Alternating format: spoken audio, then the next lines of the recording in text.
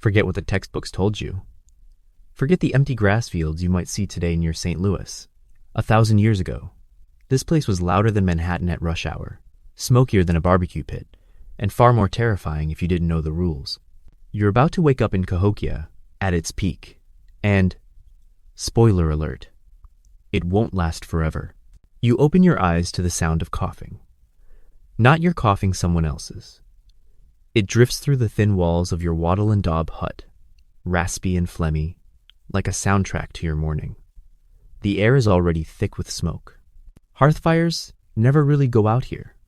They smolder all night, filling the air with that damp, burnt wood tang that makes your throat ache before you've even stood up. You sit up on a reed mat, stiff from the uneven floor. Your first thought isn't about breakfast. It's about surviving the day without stepping in something you don't want to step in.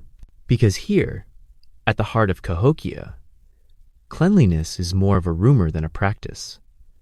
Thousands of people packed into 1 square mile doesn't exactly smell like fresh mountain air.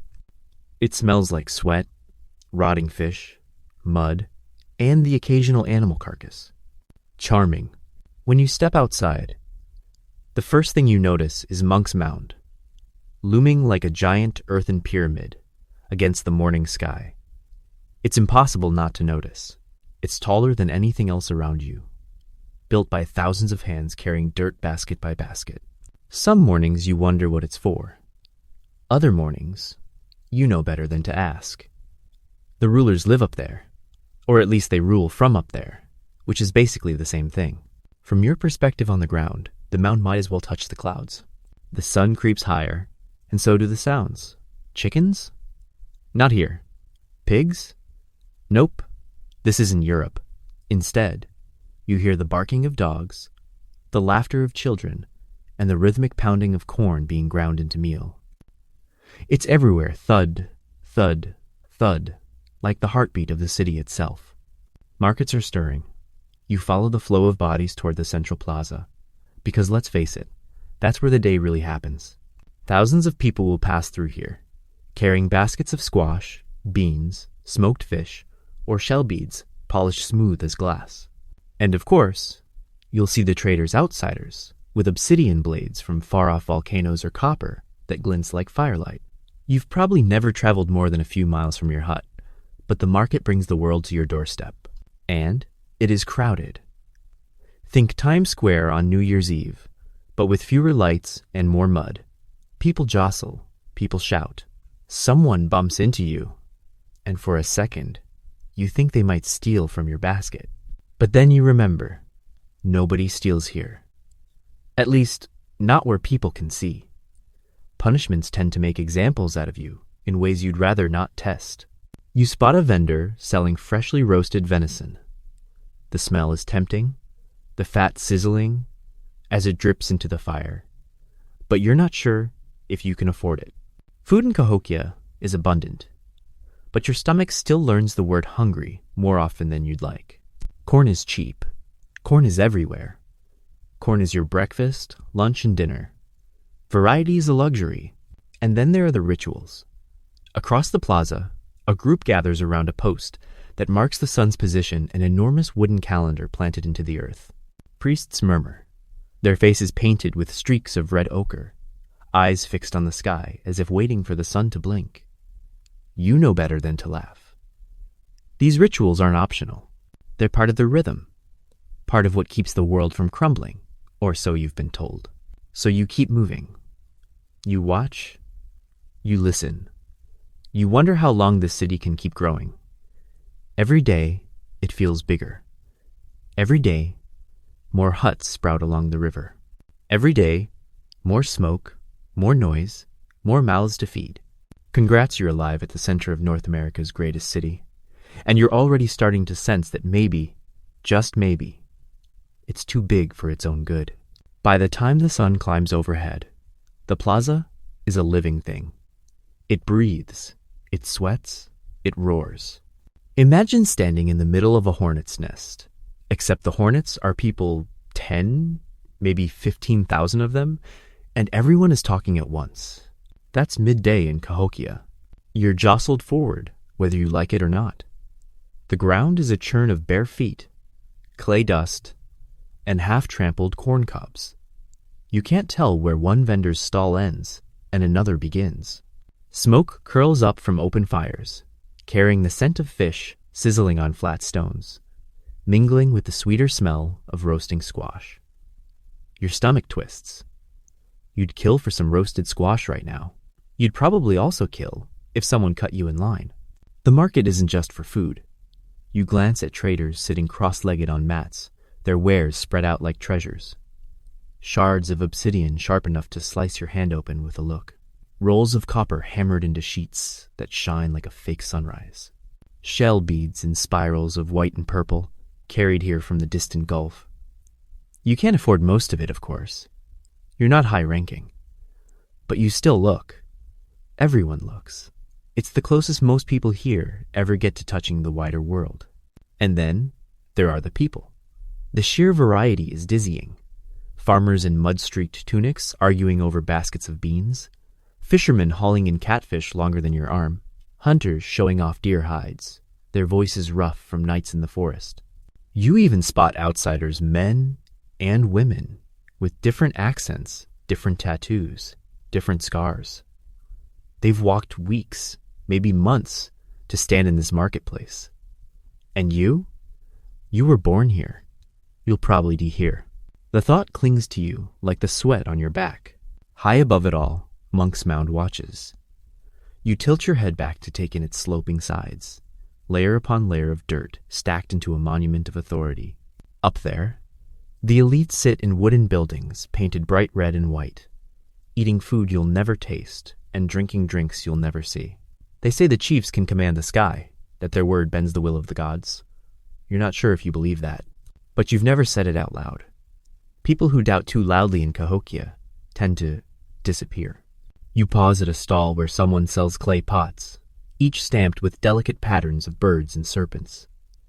Your fingers trace the grooves absent-mindedly. The potter stares at you, unsmiling. You realize quickly that touching without buying is a bad idea. You mutter an apology and shuffle away, heart thumping like you've just avoided a disaster. The heat presses down harder now. The plaza has no shade, just endless bodies and endless noise. You dream of stepping into cool water, of lying in the shadow of a tree, of silence. But that's not what today gives you. Today gives you the sensation of being an ant in a colony that never stops expanding. And then, through the crowd, a hush ripples. Heads turn toward the mound. A group descends, figures draped in feathers and beads, their faces painted with bone-white stripes, priests. The market slows as they pass, as if everyone collectively remembers that beneath the trading and shouting and bargaining, this city runs on ritual. You bow your head, because that's what's expected. Everyone does. The priests carry bundles you can't quite see. Maybe food, maybe offerings, maybe something you don't want to know. They vanish into the maze of huts, and the market exhales again, the volume climbing back into chaos. But the thought sticks. All of this depends on belief. The markets, the mound, the city itself. If the rituals stop working, what then? If the chiefs lose their grip on the gods, who keeps the sun rising, the rain falling, the corn growing? Congrats, you made it to lunchtime without being trampled. But don't celebrate yet. Afternoon is when things get interesting, and not in a good way. The market fades behind you, swallowed by the noise of barter and smoke. You follow a narrow path that winds away from the plaza, toward the endless patchwork of fields stretching across the floodplain. If the plaza is Cahokia's heart, then these fields are its lungs breathing in sunlight, exhaling corn. Without them, the city would choke in a week. The air feels different here. Quieter, though not silent. You hear the wind rustle through stalks of maize, taller than your shoulders. You hear the steady rhythm of hands working, pulling weeds, breaking soil, bending, straightening, bending again. And yes, you hear grumbling. Nobody loves an afternoon in the fields. The sun is merciless. No shade, no breeze, just heat pressing down on your skin like a heavy blanket. Sweat stings your eyes. Your tunic clings to your back. You wipe your forehead with the back of your hand. But it doesn't help. The sweat just returns. Like everything else in this place, endless, repetitive, necessary. You glance at the others working beside you. Old women with bent spines and hands rough as bark. Children dragging baskets twice their size, already learning that Cahokia doesn't have much patience for childhood. Men with faces like cracked leather, muttering jokes that aren't really funny, but you laugh anyway. It's either laugh or collapse. And then there are the overseers. Not chiefs, not priests, just men with louder voices and sharper tempers. They pace between rows, reminding you that this isn't optional. Everyone works. Everyone contributes. Or else. You don't ask what or else means. You've heard stories. Corn is the king here, the backbone of everything. Corn boiled into mush. Corn ground into meal. Corn baked into bread. You sometimes dream of meat, of fish, of anything that isn't another bowl of yellow. But corn feeds the masses. Corn builds the mounds. Corn keeps the chiefs alive in their painted houses above you. And corn keeps you alive long enough to complain about it. Every so often, someone looks up from the rows, squinting toward the river. It's not far. Its brown waters sliding past with deceptive calm. The river gives life, fish, water, fertile soil, but it also takes. Floods have drowned these fields before, washing away months of work in a single night. You don't say that out loud, but you remember. You pause to straighten your back, stretching until your spine pops. The horizon is dotted with smoke from other villages, other fields, other people, just like you. Sometimes you wonder how many of you there are. 10,000? 20? More? The city feels endless. And yet, deep down, you sense it can't last. Nothing this big lasts. A shout pulls you back. A boy has collapsed, basket overturned, corn spilling into the dirt. Too much heat, not enough water. You watch as his mother rushes over, splashing his face with what little she has left in a gourd. The overseer mutters something about laziness, but even he doesn't sound convinced. You bend down, help pick up the scattered ears, because what else can you do? The afternoon crawls. Your muscles ache. Your hands blister. Your stomach growls, reminding you that the food you grow isn't necessarily the food you eat. Most of it will go straight into the bellies of the powerful, or be stored in granaries on the mound. You'll get your share, eventually. Probably. By the time the sun dips lower, the shadows stretch long across the rows. The air cools, just barely, and the overseers finally wave you back toward the city. You're exhausted, but you keep moving. Because if Cahokia teaches you anything, it's that stopping is dangerous. Congrats, you survived an afternoon in the fields. Your reward? More smoke, more noise, more rituals. And soon, the city will remind you that food isn't the only thing that needs feeding. The gods are hungry too. By the time you stagger back from the fields, the light is soft and gold, settling over Cahokia like a thin blanket. But rest? That's not happening. Not here. Evening means ceremony.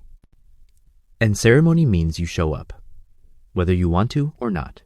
The plaza is already filling when you arrive. Thousands of people stand shoulder to shoulder, all eyes drifting toward Monks Mound as if it's about to speak. Smoke rises in spirals from torches, carrying the sharp tang of pitch. Drums echo across the open space, slow, deliberate, like footsteps from something bigger than you. You feel it in your chest before you hear it in your ears. You're tired. You want food. You want to collapse onto your reed mat and forget this day ever happened. But instead, you shuffle forward with the rest, drawn into the tide of bodies. The air smells like sweat and burning wood. Someone sneezes behind you. Someone mutters a prayer. Someone coughs hard enough to make you wonder if they'll still be standing tomorrow. At the base of the mound, figures appear. Priests, painted in streaks of red and black, feathers fanned out from their heads like the rays of a crooked sun. They move slowly, deliberately, their gestures exaggerated so that even the people in the back can see. One carries a bundle wrapped in hide. Another holds a rattle, carved from a gourd, shaking it with each step. The crowd quiets. The silence is worse than the noise. And then comes the chief. Or maybe king is the better word.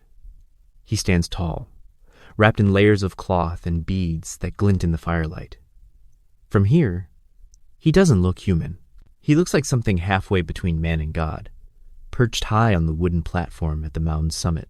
You wonder if he can actually see you from up there, or if you're just another anonymous shadow in the crowd. You hope it's the latter. The ritual begins. The priests chant in a language older than your grandparents. The chief lifts his hands, and the drums pick up, louder now, fast enough to rattle your teeth. You feel the heat of torches against your skin, the vibration of feet stomping in rhythm. It's hypnotic. You almost forget how much your body aches. Almost. Then the bundle is unwrapped. Inside an offering. Corn, fish, maybe something else. You squint, but the distance blurs the details. Sometimes the offerings are harmless. Sometimes they're not. You've heard stories whispered after dark. Prisoners taken from rival villages. Captives who vanish into the rituals and never come back. You don't see that tonight, but the thought lingers. The offering is lifted high, silhouetted against the sunset, before being placed onto a small fire that crackles and spits. Smoke rises, twisting upward like a signal to the sky. The crowd exhales as one, as if the world has just been reset for another day. You join them, because not joining would make you visible. And in Cahokia, visible isn't safe. Afterward, there's celebration, if you can call it that. People sing, some dance in circles, others simply stand staring at the flames. Children chase each other between legs, their laughter oddly out of place against the solemnity. The chief disappears back into his palace. The priests retreat to their huts, and the plaza begins to empty. You walk home slowly, your ears still ringing from drums, your eyes stinging from smoke. The stars are bright tonight, scattered across the sky like shell beads spilled on dark fabric. You wonder if the gods are really listening. You wonder if the rituals actually matter. You wonder if anyone dares ask the same questions out loud. Congrats, you've survived another ceremony without drawing attention to yourself. That's the trick here. Blend in. Obey. Pretend to believe, even when the doubts gnaw at you. Because Cahokia thrives on belief. And deep down, you know what happens to things that stop believing in themselves. Darkness falls, but silence never comes. Cahokia doesn't sleep, it only changes its sound. The chatter of the marketplace fades, replaced by the barking of dogs, the groan of wooden posts in the wind, the muffled coughs of neighbors who live far too close. If you were hoping for peace, you came to the wrong millennium. You duck back into your hut. Inside, it's stuffy and cramped, with walls that creak like they might collapse at the next storm. The smoke from the hearth clings to the air, making your eyes water. Your reed mat lies waiting, hard and uneven, promising more stiffness than comfort. You lie down anyway, because what else can you do? Outside, voices drift through the night. Some are hushed, conspiratorial gossip about who traded what, or who got in trouble at the fields. Others are loud and raw, laughter made sharp by too much fermented drink. Somewhere, a baby wails. Somewhere else, two men argue until one of them goes silent. You don't ask which one. And then there are the footsteps. You hear them often heavy, deliberate patrolling. Not guards exactly, but men who serve the elite. They remind you that even while you try to sleep, the city belongs to someone else. You pull the thin blanket tighter, pretending the footsteps don't bother you. But they do. The insects are relentless. Mosquitoes whine in your ears, biting until your skin is a map of red welts. You scratch, half asleep, half awake, wishing for a world where screens and bug spray exist. Spoiler, they don't. The best you can do is wave the smoke around and hope it drives them off. It doesn't. Sometimes you dream of quiet, of living in a smaller village, where the stars are brighter and the nights are still. But here in Cahokia, the stars compete with firelight, with smoke, with noise. The city feels alive, like a restless beast that never lies down. And you're inside it, trying not to get crushed when it rolls over. You shift on the mat, listening to the wind rattle the thatched roof. The smell of fish still lingers on your hands, the taste of corn mush still on your tongue. Your stomach growls, even though you ate. Hunger is a companion here, one that doesn't politely leave when you're done with dinner. And then comes the drumming. Soft at first, distant, then stronger. Another ritual, perhaps. Or maybe just a group of neighbors keeping time on hollow logs.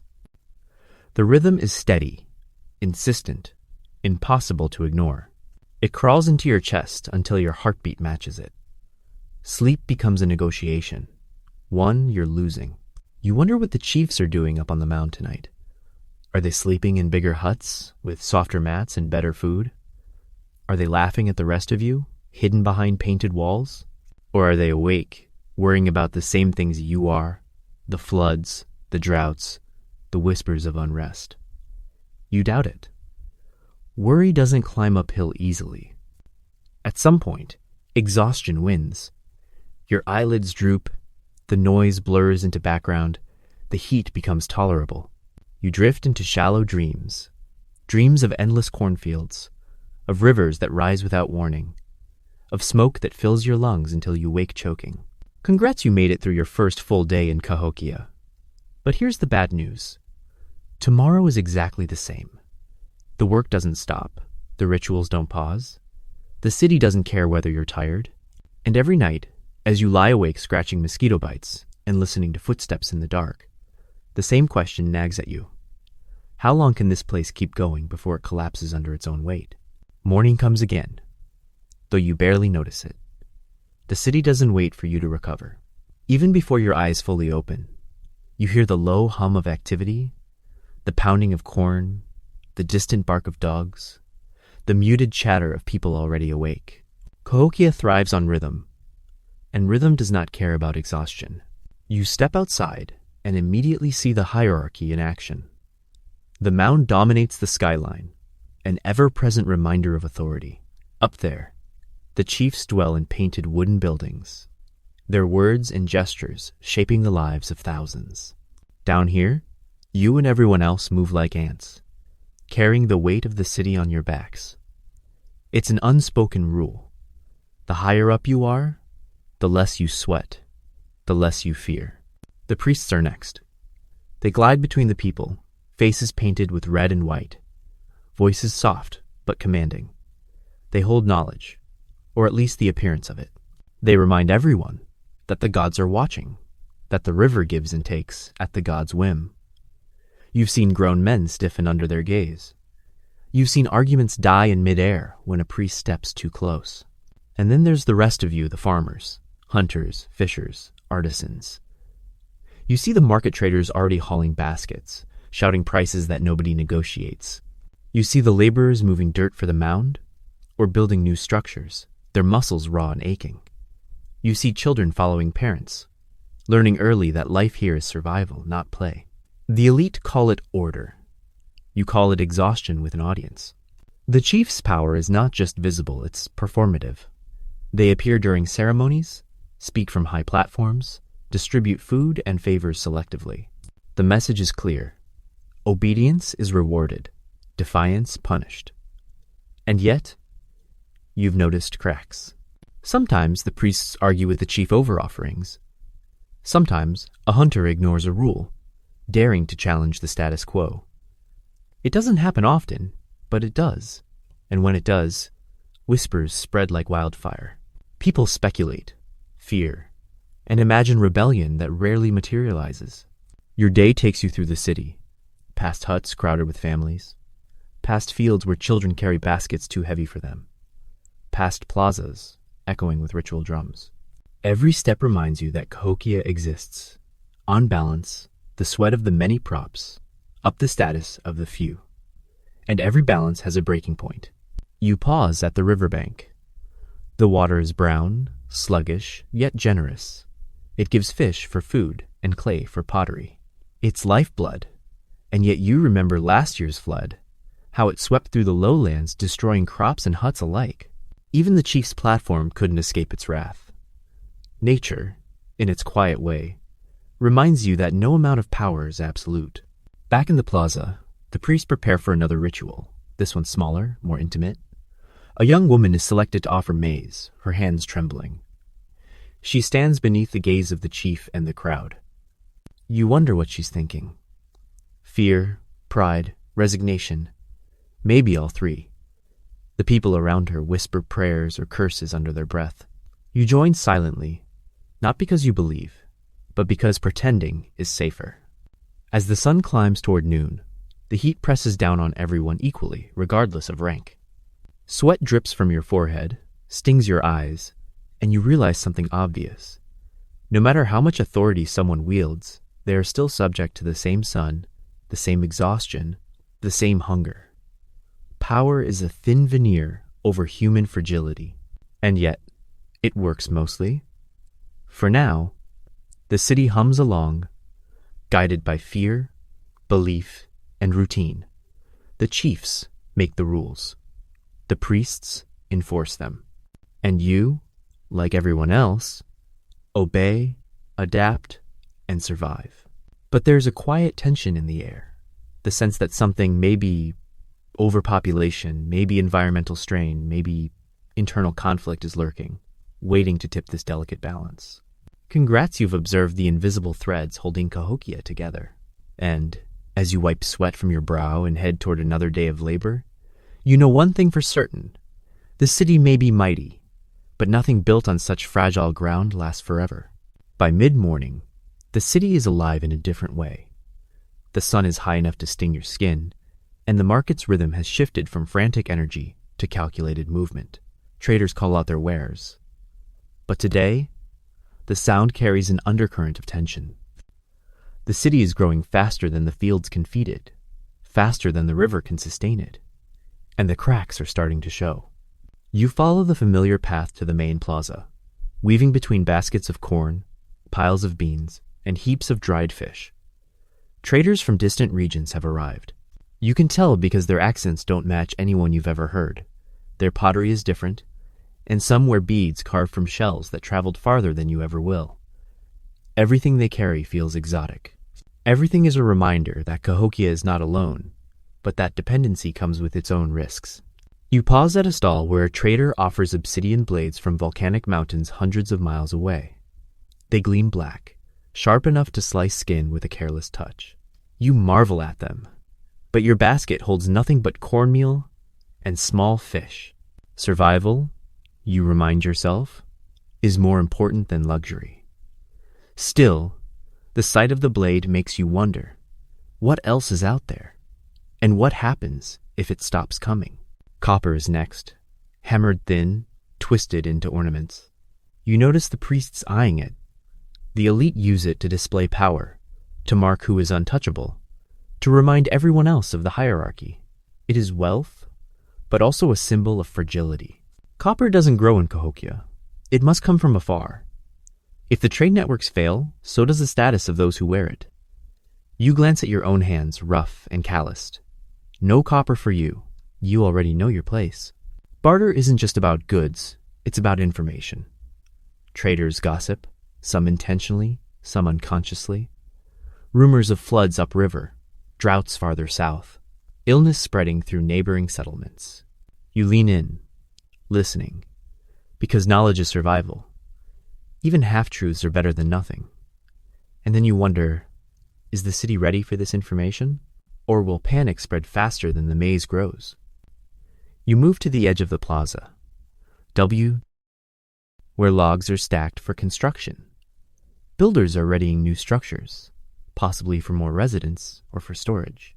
Either way, it's a clear sign.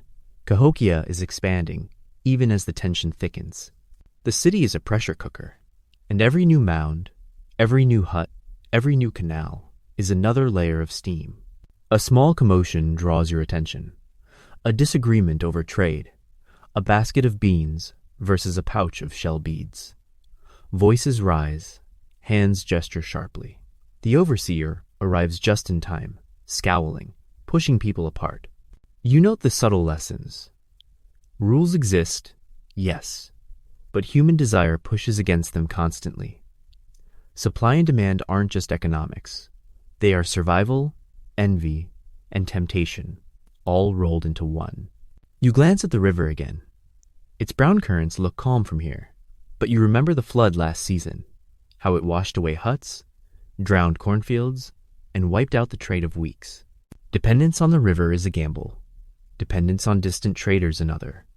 And yet, life goes on. Life always goes on. By the time the sun dips toward noon, the market buzz begins to fade. Traders pack up, some heading upriver, some disappearing into the maze of huts. You linger for a moment, watching the flow of people, thinking about how fragile all of it is. The city's power, its wealth, its daily functioning, it's a delicate balance, held together by human hands, belief, and a fair amount of luck. Congrats, you've seen the veins and arteries that keep Cahokia alive. The trade, the dependence, the tension simmering under the surface. And you've felt it too, a city thriving on connections that could break at any moment. Tomorrow, you'll wake and participate in it again, one small piece in a machine much bigger than yourself. The morning sun is merciless, baking the clay paths between the huts. You move through the city slowly, deliberately, aware that every step has consequences. The day begins quietly enough, but there's always an undercurrent, something like a low hum you feel more than hear. Whispers, glances, grumbles. Cahokia thrives on order, but order is fragile.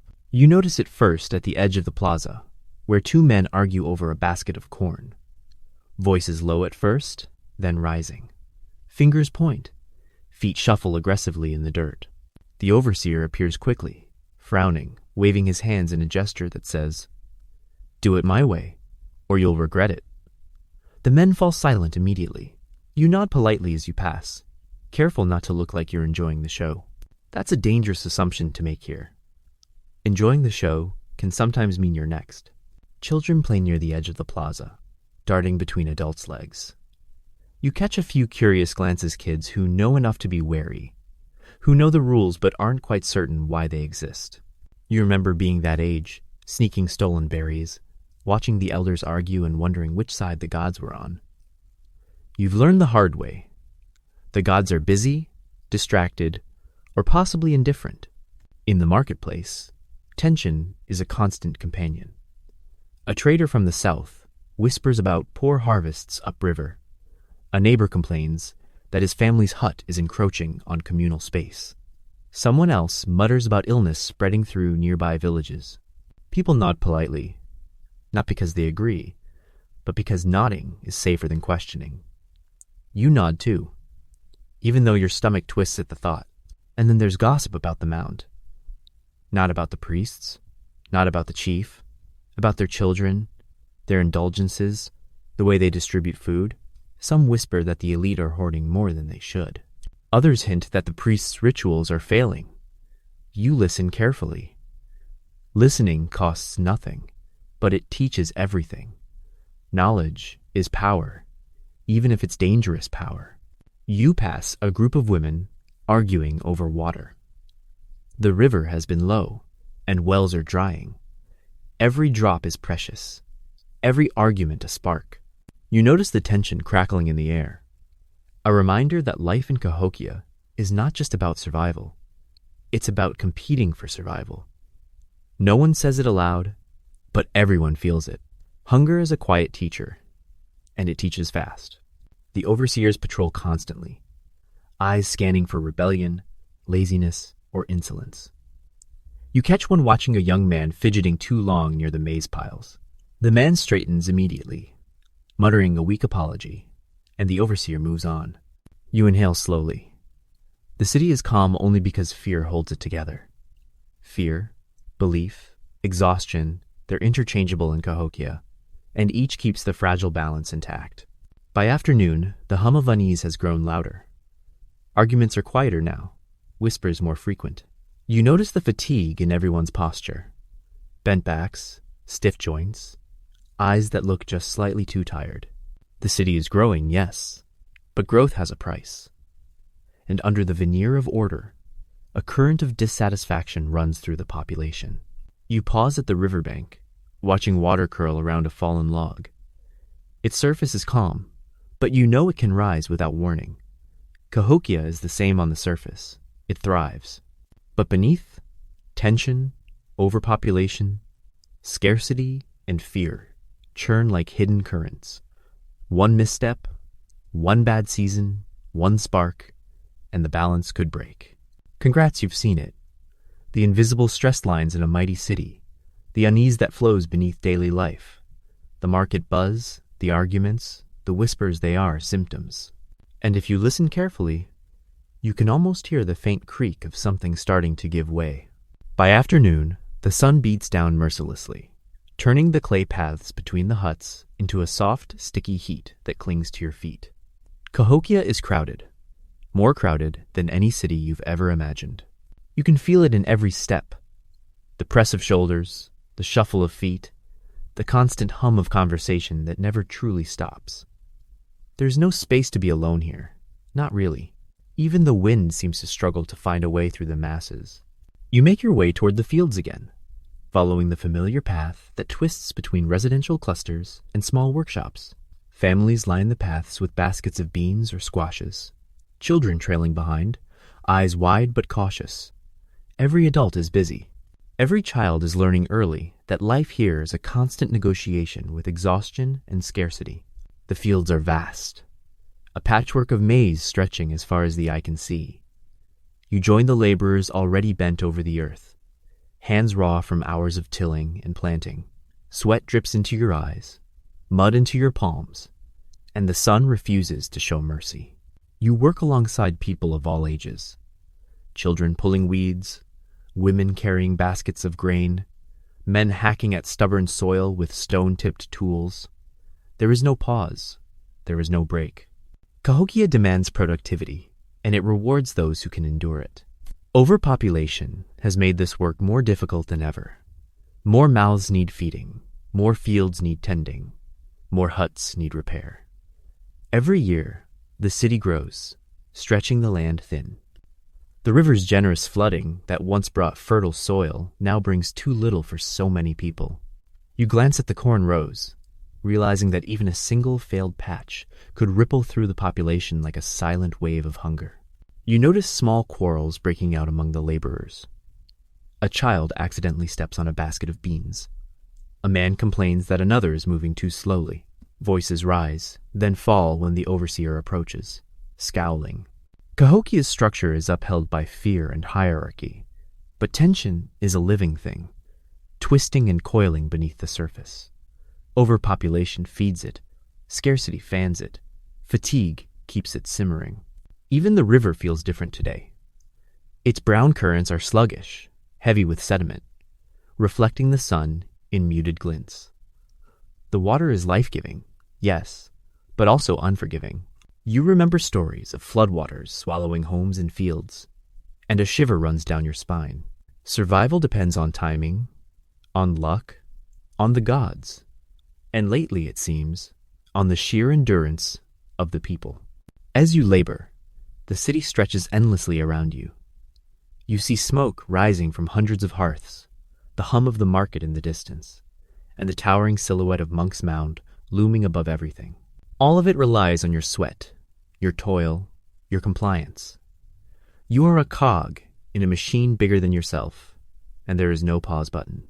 By late afternoon, your muscles ache, your hands blistered and calloused, your stomach growling despite the small meal you had this morning. Every step back toward the plaza feels heavier than the last. You glance at the horizon, counting huts and fields, realizing that this city is growing faster than the soil can sustain it, faster than the river can nourish it. And you know somewhere deep down that this strain cannot last forever. Congrats, you've endured another day of labor under the relentless weight of Cahokia's population. You've felt the pressure, the exhaustion, the tension that grows quietly beneath the city's surface. And you've glimpsed the truth. Even the largest, most powerful cities depend on fragile systems.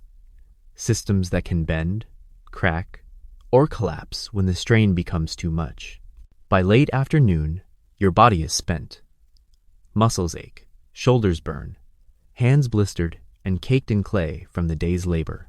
You stagger back toward the plaza, carrying a small basket of maize to trade or contribute to the communal stores. Your pace is slow, not because you wish it to be, but because your body demands it. Cahokia does not reward weakness, yet it has no mercy for exhaustion either.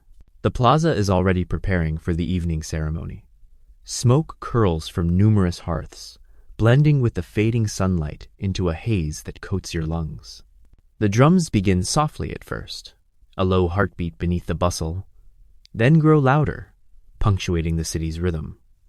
You pause, inhaling the mingled scents of corn, fish, and pitch. It's comforting and oppressive at once. People gather, forming lines or circles, following rules as old as the mounds themselves.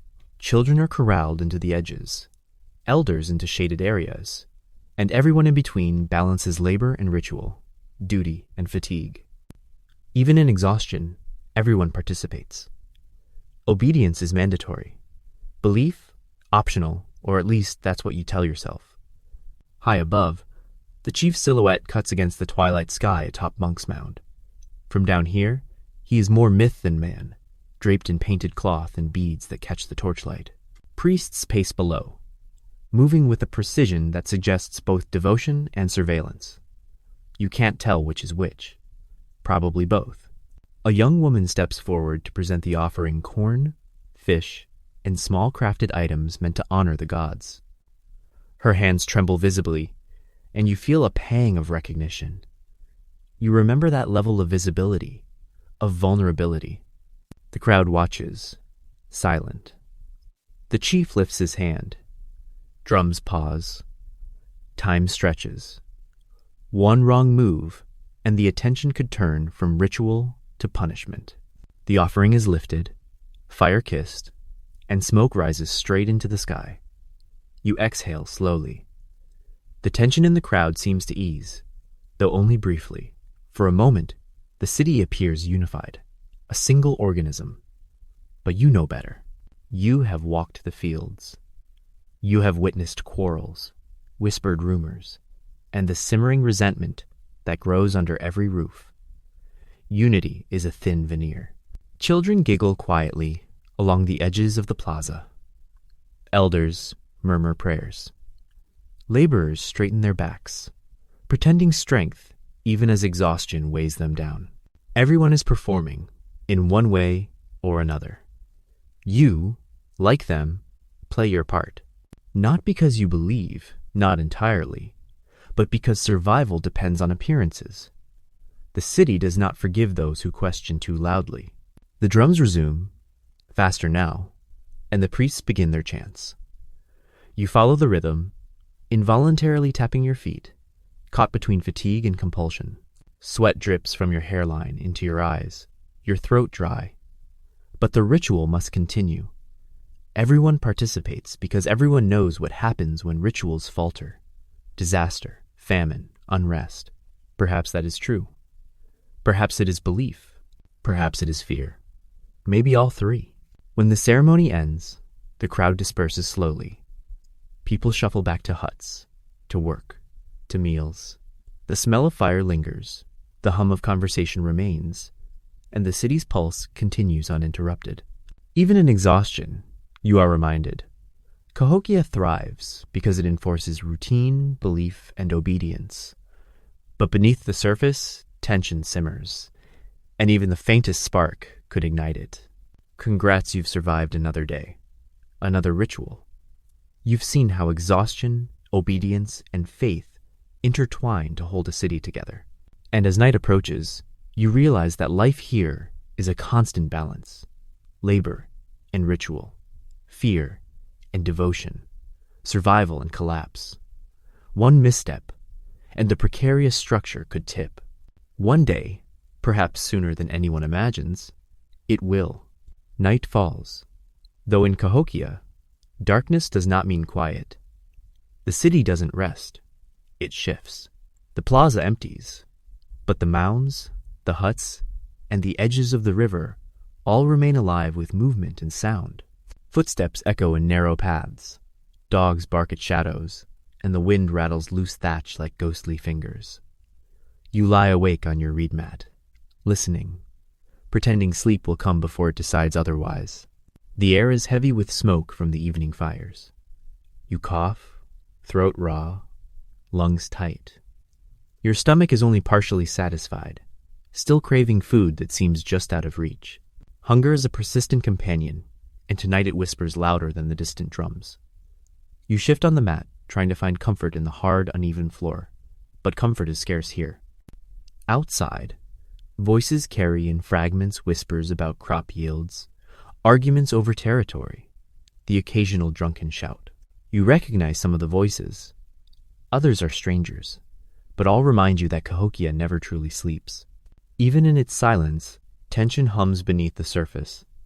People are tired, and tiredness breeds mistakes, conflicts, and fear. You glance toward Monks Mound. The silhouette of the chief's house is barely visible in the darkness. Somewhere up there, the elite rest. Soft mats, prepared meals, relative safety.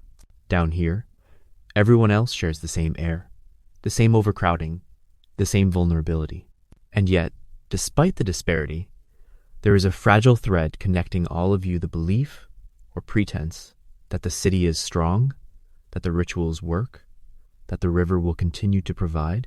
You hear the river first, as a low murmur, then as the soft lapping against its banks. Its presence is comforting and menacing. It sustains you. It can also destroy you. You remember last year's flood, how it swallowed huts and cornfields alike, leaving nothing but mud and despair. Nature has no allegiance, no hierarchy, no patience. It does not care for your exhaustion or your obedience. In the distance, small fires flicker across the city, signaling life, but also risk. Fire is essential. It cooks food, keeps predators away, wards off the chill but uncontrolled. It could consume everything in a single night. A single careless ember, a single gust of wind, and the fragile balance of your life and the city structure could unravel. You hear footsteps approaching your hut. It's only a neighbor, checking on a child or bringing in some stored maize, but even mundane movement in the dark feels amplified. You nod silently.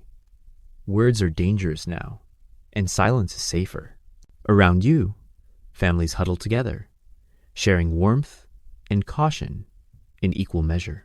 Mosquitoes bite relentlessly, small irritations that escalate your discomfort into awareness of every ache, every blister, every pang of hunger.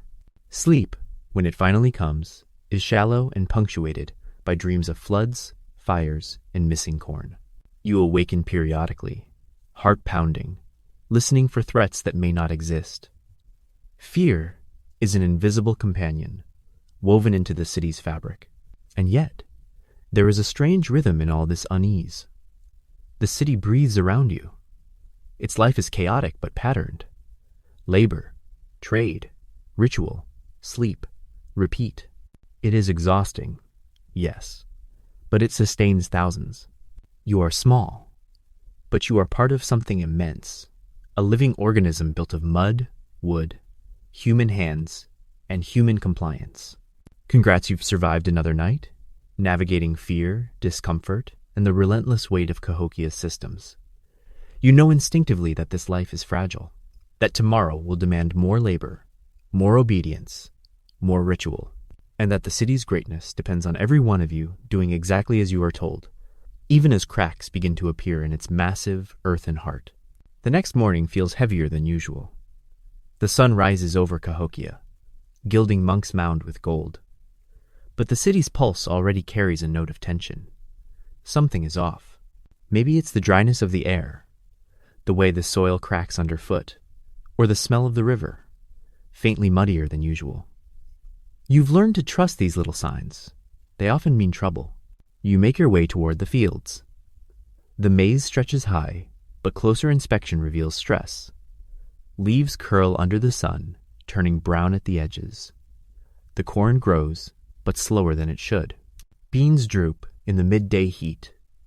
The land is tired, and the city's population, already staggering, is relentless. Thousands of mouths demand sustenance, and the soil is giving just enough to survive, not to thrive. Water scarcity is becoming obvious. The river, usually generous and predictable, has started to recede. Wells are lower. The current is sluggish. You see mothers fetching water, their arms trembling under the weight of filled gourds, children waiting anxiously. Even the most resourceful laborers grumble quietly. When water becomes scarce, everything slows, and the tension spreads like smoke through the city. In the plaza, traders complain about distant yields. Obsidian shipments are delayed. Copper has become more precious, not just for adornment, but as a marker of wealth and influence. Supply chains that once seemed endless are now stretched thin, fragile. You overhear murmurs. The river takes more than it gives this year. The corn will not feed all of us. These are whispered, not shouted, but everyone hears them. Anxiety spreads faster than smoke. The fields are crowded. More people than ever are working, but more people means less space for crops to grow. Paths cut through the maize rows for foot traffic, and sometimes you have to dodge children or neighbors carrying baskets. Every extra mouth increases strain, and the balance that kept Cahokia strong begins to wobble imperceptibly. The chiefs and priests notice too. From Monks Mound, priests survey the city, offering prayers for rain and fertility. The chief meets with advisors to discuss storage, rationing, and trade. But these measures are only temporary, like patching cracks in a dam with mud. You understand that even the highest authority cannot command nature, not fully. You notice signs in everyday life. Quarrels over water rights, frustration over delayed trade goods, murmurs of resentment. The laborers grumble about the hours. The children tire more quickly, and families worry about what tomorrow might bring. The city is a living organism, and its veins are under stress. The swelling population, the overworked soil, and the unpredictable river threaten collapse if the strain continues. You pause by the riverbank, watching the water slip past, brown and indifferent. You feel small, helpless, but painfully aware that your survival depends on the city's endurance, and that endurance is precarious. You glance back at Monks Mound, towering and imposing. The rituals, the chiefs, the priests, they all appear strong, confident, but appearances can deceive. By late afternoon, the heat presses down like a warning. Your muscles ache from fieldwork. Your throat is parched. Your stomach growls. The city continues to hum, oblivious or indifferent to the growing environmental strain, and yet you keep moving. Cahokia demands it. Every basket of corn, every water-filled gourd, every stone carried is part of the fragile thread holding this vast city together. Congrats, you've witnessed the first subtle signs of strain, the cracks forming in the land that sustains Cahokia. Nature is patient, but unyielding, and human ambition relentless. The city thrives for now, but you know, deep down, that stress like this rarely ends quietly. Something is coming, and it will test every ounce of endurance, obedience, and faith in the mound above you. By mid-morning, the heat is pressing, relentless, and the fields are a tangle of bodies, baskets, and sweat. People move with purpose, but purpose is strained. Tension hangs in the air, almost visible, a faint shimmer like heat rising off the clay paths. You can feel it in every glance, every muttered word, every footstep too heavy or too slow. Cahokia's size, its population, its very existence, is beginning to show cracks. You hear the first raised voices before you see anything. A quarrel over corn too little for too many mouths. A laborer complains that another is lazy, not keeping pace. Words escalate, fingers point, and suddenly, fists fly. Someone grabs a basket of beans, and the argument turns physical. The overseer appears just in time, scowling, but his intervention is rough, not delicate. Both men are warned, and yet you can feel the undercurrent. People are tired, hungry, and push past their patience. Children stop their games to watch, curiosity, and fear mingling. They have learned early that conflict can spread like wildfire in Cahokia, but they also sense that it is inevitable. Life in the city is a delicate balance. Too much stress, and something snaps. The adults may settle disputes for now, but you notice that resentment lingers in glances, muttered words, and clenched jaws. In the plaza, murmurs ripple through the crowd. Traders argue over delayed deliveries. Farmers grumble about insufficient water. Laborers complain about longer days, heavier loads, and less reward. It is not yet open rebellion, but the discontent is tangible. You watch closely, noting how subtle shifts in behavior can signal wider unrest. Even the priests and the elite sense it. They whisper, exchange glances, tighten their rituals, and remind everyone of the gods' watchful eyes. Fear, however, is not enough to quell the growing strain. You walk past a small group repairing a granary. The men are exhausted, sweating under the sun, faces streaked with dirt and frustration. A disagreement over technique quickly escalates into shouting. One man slaps another's hand, and a sharp retort follows. The overseer intervenes, but the tension doesn't vanish. It lingers like smoke, a reminder that the city's fragile peace depends on constant vigilance. Even in the residential huts, unrest simmers quietly. Families argue over water and food allocation. Children quarrel over space. You overhear a neighbor muttering about hoarded maize in a chief's storehouse. Whispered dissatisfaction is spreading. It is subtle, almost invisible, but you can sense it crawling through the population, seeding resentment, mistrust, and unease. By late afternoon, the sun is merciless, and the city's rhythm starts to fray. Laborers stagger under heavy loads. The river is lower than usual. Corn leaves curl, beans droop, and smoke from hundreds of fires chokes the air. The city's pulse is irregular, uneven, tense. People are snapping not everywhere. Not yet, but enough to see the first signs that stress is turning into something more dangerous.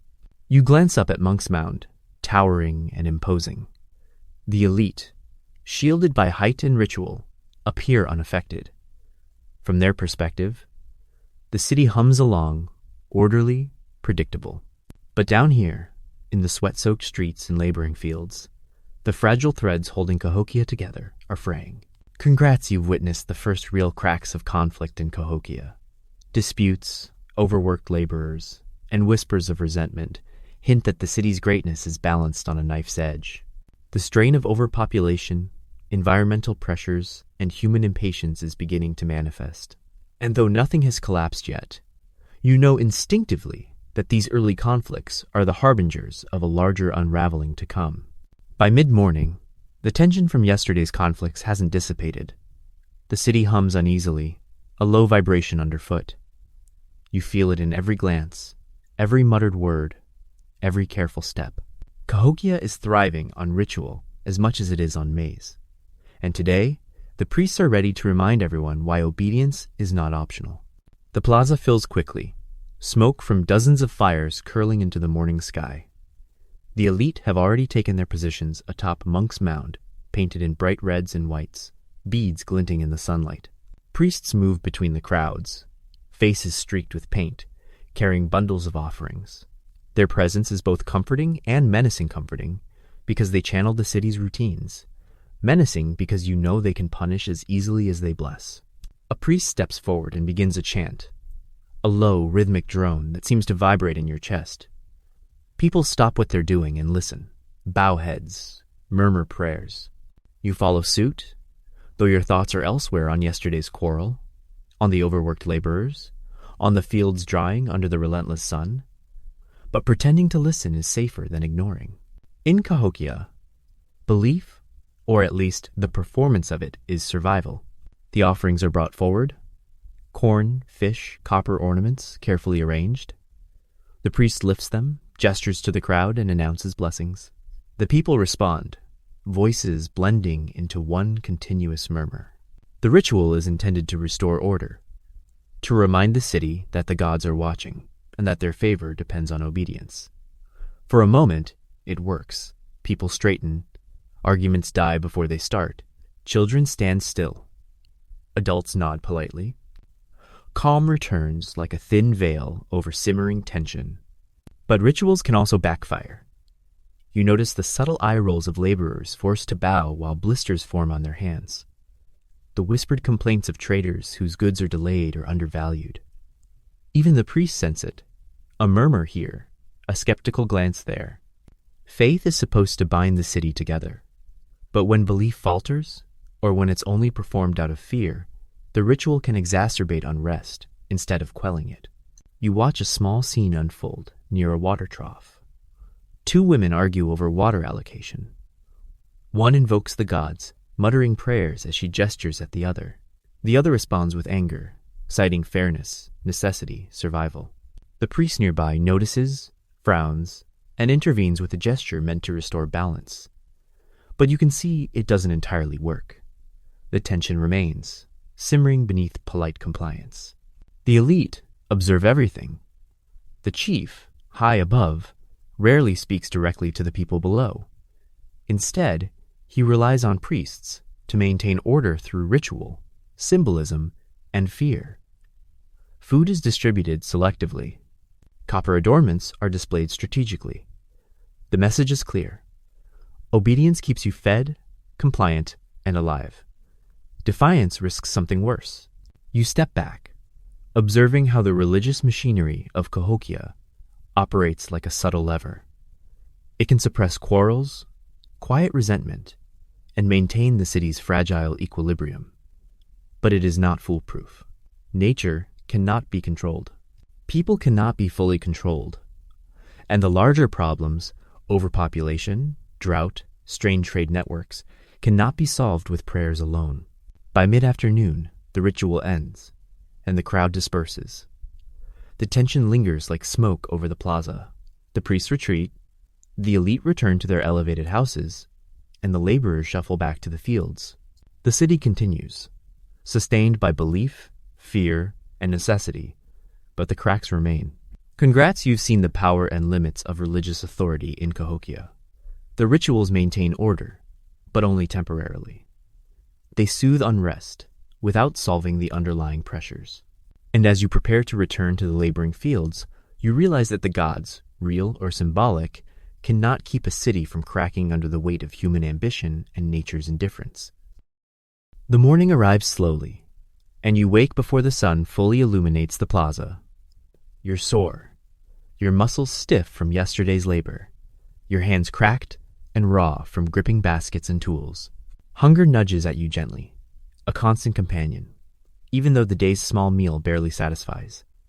The city is already stirring. Cahokia never truly sleeps. It only shifts from labor to ritual, from tension to performance. You leave your hut and step into the narrow paths crowded with bodies.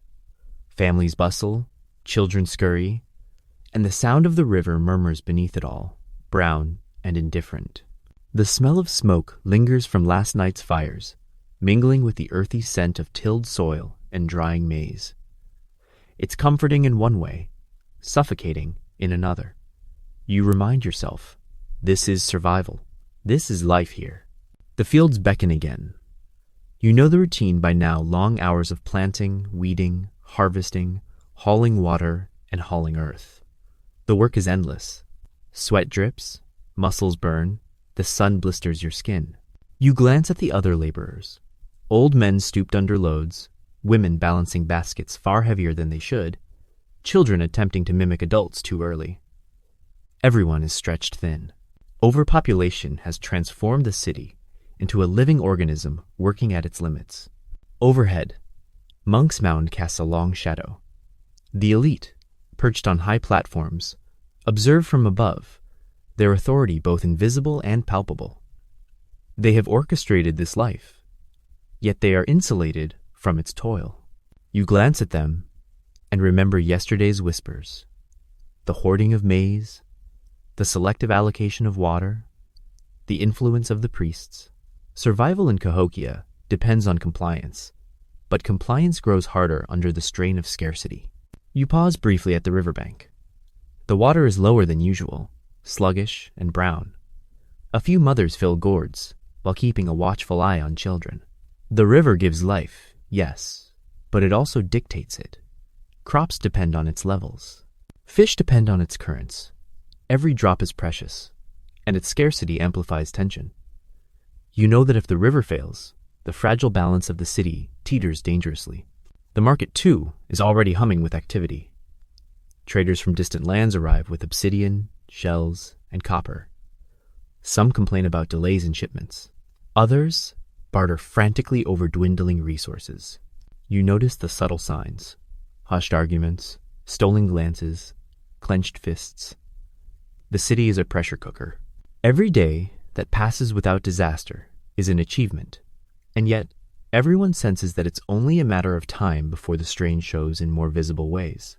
Priests move through the crowd, chanting softly, offering blessings, reminding everyone that the gods are watching. You join in, half out of habit, half out of fear. Their presence is a calming force, temporarily quelling the simmering unrest, but you know it's superficial. Ritual cannot replenish the soil, refill the river, or ease the burden of thousands of overworked bodies. By mid-morning, the city is fully awake.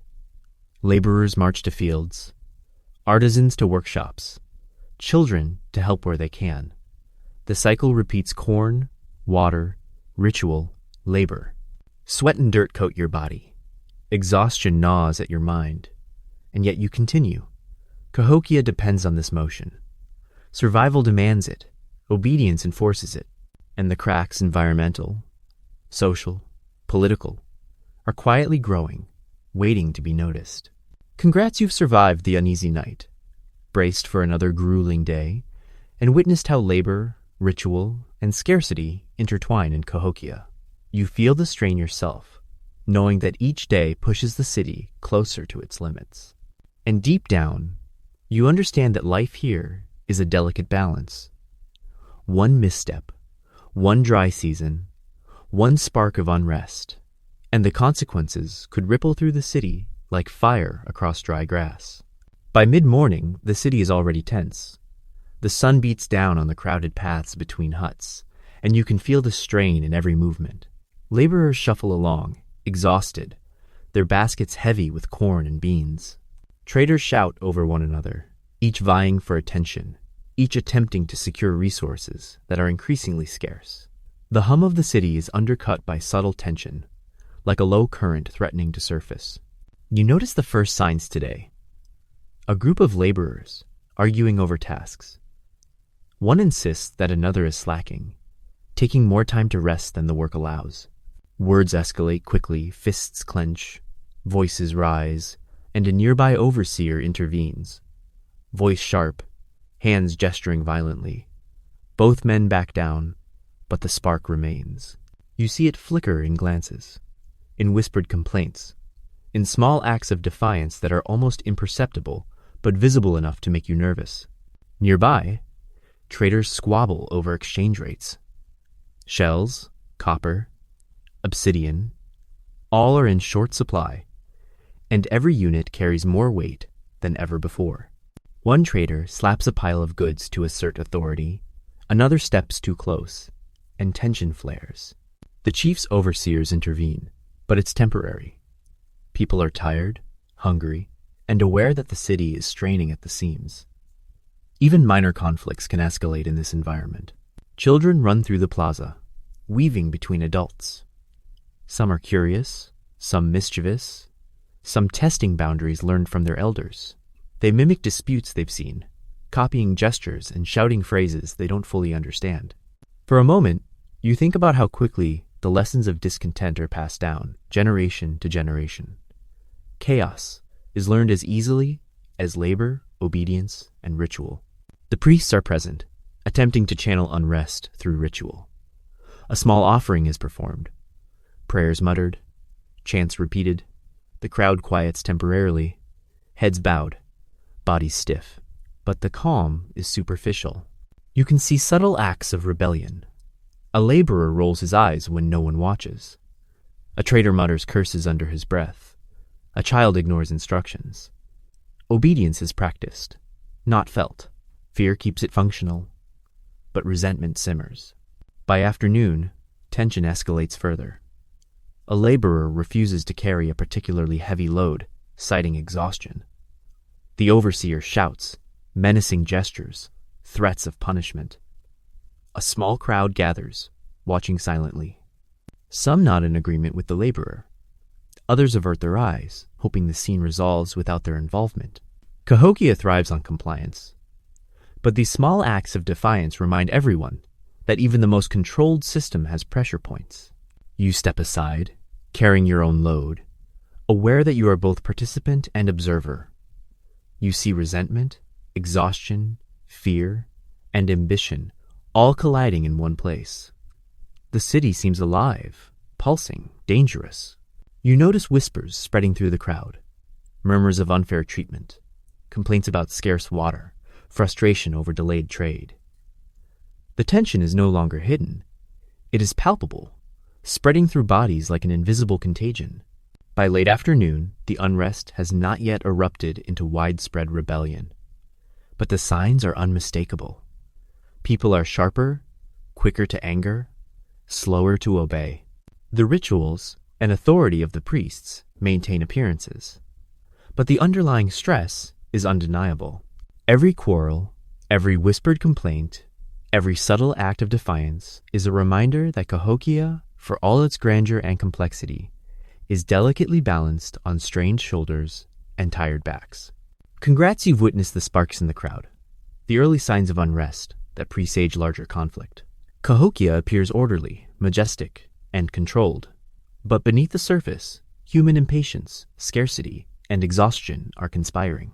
And you, like everyone else, are caught in the fragile machinery of a city that could tip, unexpectedly, at any moment. The morning sun rises pale over Cahokia, but the light carries an edge today, as if warning you that the city's fragile balance is under threat. You step outside your hut and immediately notice it. The smell of damp earth, heavier than usual, and the subtle sag in the river's banks. Something has shifted overnight. The signs are quiet but impossible to ignore. The river, usually a steady artery of life, is swollen in patches, sluggish and brown, carrying silt that clogs the shallow channels. Mothers haul water with extra effort. Children stumble, pulling gourds that suddenly feel too heavy. Fish are fewer today, struggling against the stronger current. You remember last year's flood, the huts it swallowed, the corn it drowned, the traders it delayed. Nature has a memory, and it doesn't care for your fatigue or your fear. In the fields, the soil is waterlogged in some areas, cracked in others. Maize stalks bend under the weight of moisture in one plot and shrivel in another. The city's irrigation ditches struggle to redirect the water where it's needed, a fragile system that creaks under overuse. Laborers curse softly, adjusting mounds of earth, repairing breaches, trying to contain the chaos. Sweat and mud coat every body, a reminder that even the strongest muscles cannot control rivers or rain. The plaza is buzzing with quiet urgency. Traders haggle over food, obsidian, and shells, but the usual rhythm is disrupted.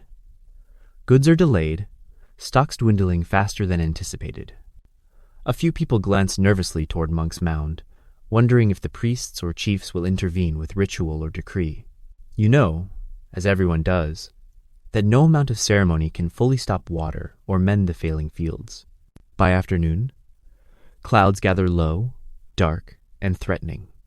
The wind stirs dust and smoke from hundreds of fires into your eyes, mixing with the smell of wet earth.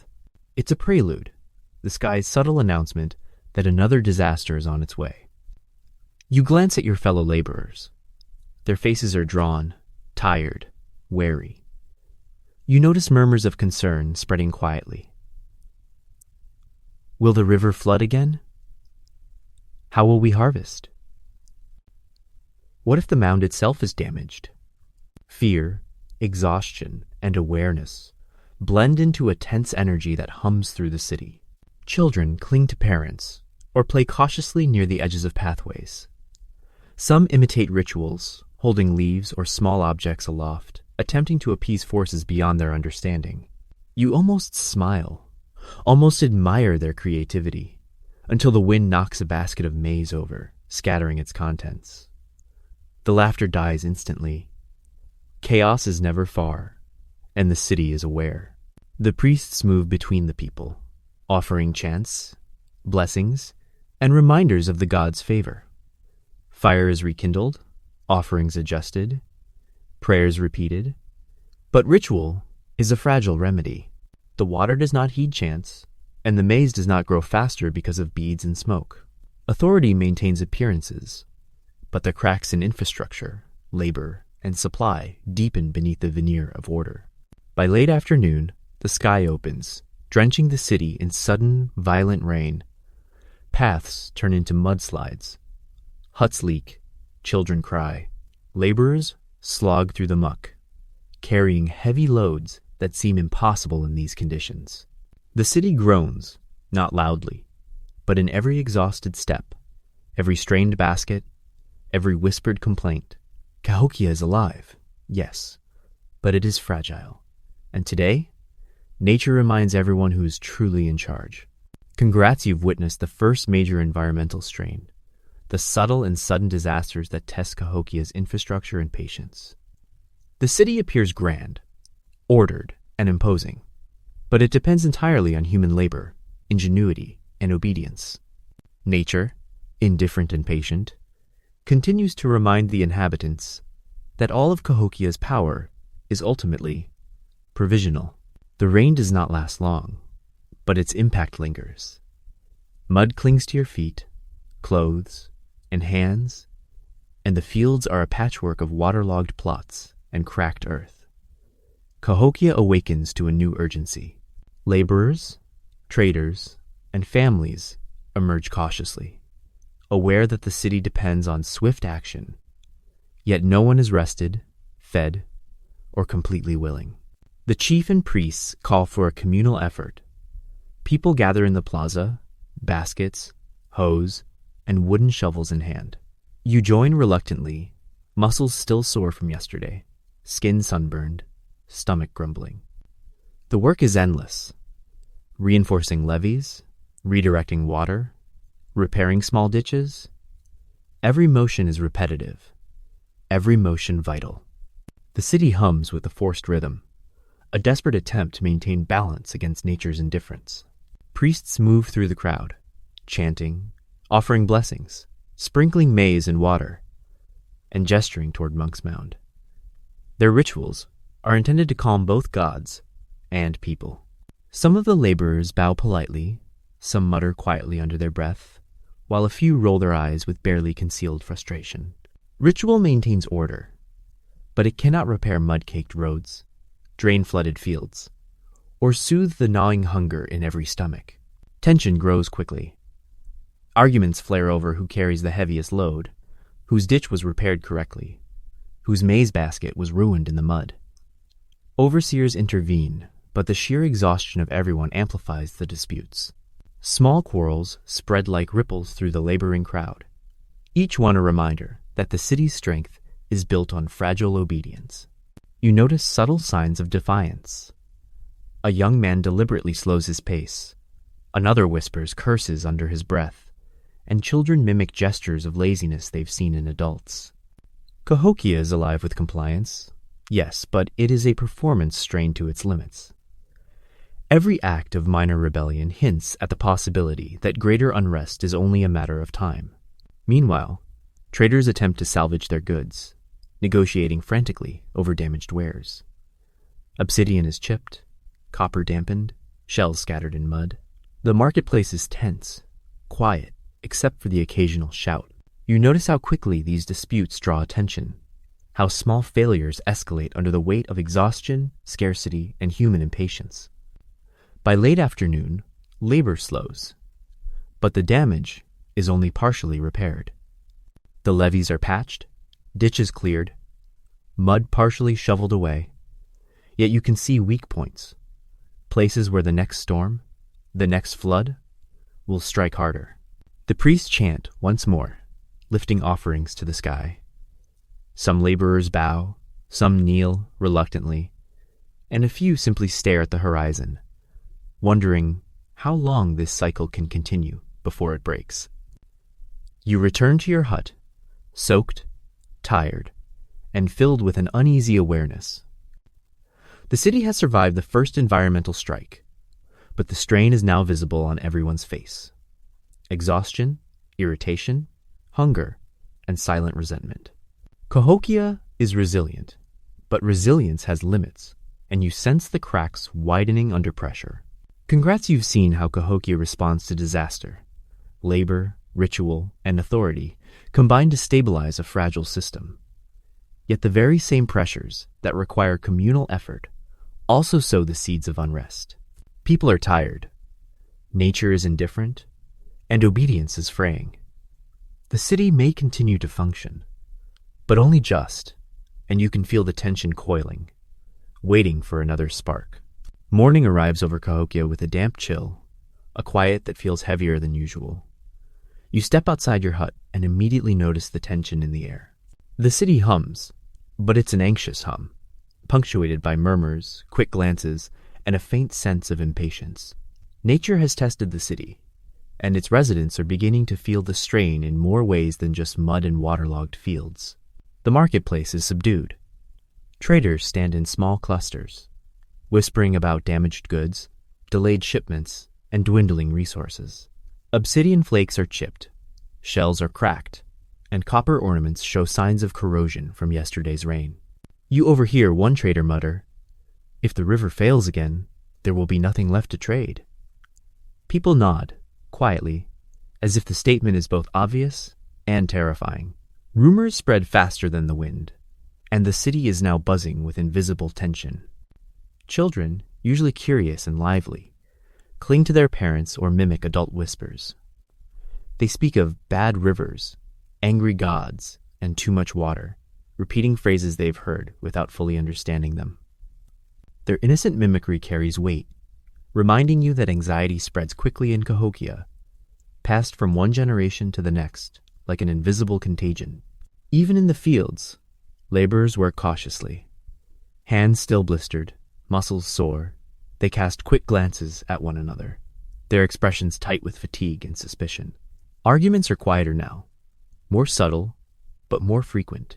A slight misstep, a poorly executed ditch, a damaged crop, each one becomes a flashpoint. You notice a whispered accusation about a neighbor hoarding maize, and the surrounding workers glance around nervously. Small seeds of distrust are sprouting in the cracks of a city built on routine and hierarchy. Priests and overseers attempt to calm the city. Rituals are repeated with greater urgency. Blessings offered for good harvests, chants for rain, smoke rising in patterns meant to reassure both gods and people. Some laborers bow obediently, while others kneel reluctantly, eyes darting, hands trembling. You recognize the tension. Faith is performed, not felt. Compliance continues, but resentment and fear simmer just below the surface. By afternoon, the whispers grow louder. Traders speak openly of failing networks. Families murmur about insufficient water and food. Some mutter that the elite hoard resources, that the priests' rituals are failing. The city is technically functioning, but the social glue is weakening. Fear has a rhythm now, a steady pulse that underlies every movement, every glance, every conversation. You feel it in your own chest, a quiet dread that seems shared yet unspoken. Even the river, which has long been both lifeline and threat, seems to hum in tune with the city's anxiety. Brown and sluggish, it carries the faint scent of decay, of silt and drowned roots. A reminder that the natural world is neither friend nor enemy. It is indifferent. Cahokia's fate is tied to it, and every ripple seems to whisper, survive, adapt, or be swept away. As the day wanes, you observe subtle signs of fracture. Small groups huddle separately. Arguments are cut off by looks rather than words. and people avoid eye contact with strangers. The city appears orderly, but only because everyone is pretending it is. Beneath that thin layer of calm, fear, resentment, and uncertainty are coiling like a serpent, waiting for a spark. Congrats, you've witnessed the early whispers of social breakdown in Cahokia. Rumors, fear, and repeated environmental stress are eroding trust, subtly fracturing obedience, and hinting at deeper cracks beneath the city's impressive facade. The machinery of labor, ritual, and authority holds for now, but you know instinctively that this delicate balance cannot last forever. By late morning, the sun hangs heavy over Cahokia, and the tension that has been simmering for weeks finally begins to manifest in more visible ways. You notice it first in the plaza. Laborers, who were previously quiet, now move with sharp, impatient gestures. Traders, usually absorbed in bartering, shout at one another over damaged goods. Small quarrels, once whispered, have grown loud. The city hums with barely contained agitation. You approach a group repairing a levee along the river. Two men are arguing over water distribution, over who gets the best tools, over who worked harder yesterday. Voices rise. Words become accusations. Aunts point. Fists clench. One man shoves another. The overseer steps forward, shouting, waving a staff. The crowd freezes for a heartbeat, then slowly disperses. But the air still vibrates with resentment. You realize that compliance is slipping. Small acts of defiance are growing bolder. Children watch from the edges, wide-eyed, learning lessons they don't yet understand. They see authority tested, rules bent, and anger unleashed. Some imitate gestures of defiance. Some whisper words they've overheard from adults. You remember feeling the same way at their age? Excitement and fear tangled together in the same heartbeat. Observation is as important as survival here. In the marketplace, tension erupts again. A trader accuses another of stealing shells. The accused shouts back. The argument grows heated, attracting a crowd. Overseers and priests intervene, shouting, gesturing, waving arms. Some nod, some step back, some glare openly. You notice subtle alliances forming, a sense that people are starting to take sides. Cahokia is no longer just a city. It is a network of fragile relationships under strain. Even in the laboring fields, you notice disruption. Workers deliberate over who gets easier assignments, who has been favored by overseers, whose basket of corn was damaged by last night's rain. Small scuffles break out, quickly mediated but leaving lingering bitterness. Sweat, mud, and exhaustion mix with irritation, forming an invisible but potent fuel for larger conflicts. Priests attempt to intervene with ritual. Offerings are lifted, chants repeated, prayers for order, rain, and fertility. Some workers bow, others kneel reluctantly, and a few simply ignore the gestures. Ritual is losing its effectiveness. Fear and fatigue no longer fully mask resentment. People begin testing boundaries, discovering how far they can push, how much authority can be bent before it snaps. By afternoon, the first small-scale acts of violence appear. A stolen basket, a shove that leads to a punch, a quarrel that escalates beyond words. Each act is a spark in the tinderbox that is Cahokia. The overseers intervene, sometimes successfully, sometimes only partially. Each resolution is temporary, and the tensions remain, simmering under polite compliance and ritualized behavior. You glance at Monks Mound, the elite high above, seemingly untouched by the unrest. Their rituals continue, their appearances maintained, but they are insulated from the consequences of a laboring population under strain.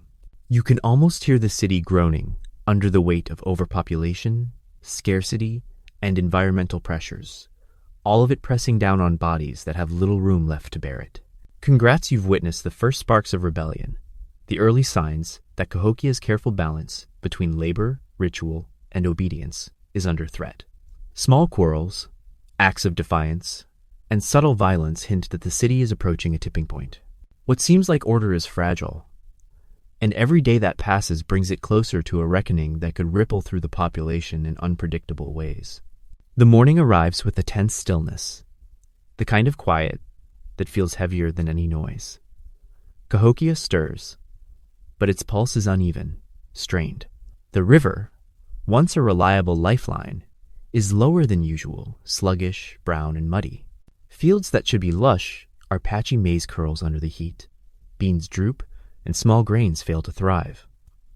The scarcity of food is no longer an abstract worry. It has become tangible, pressing, inescapable.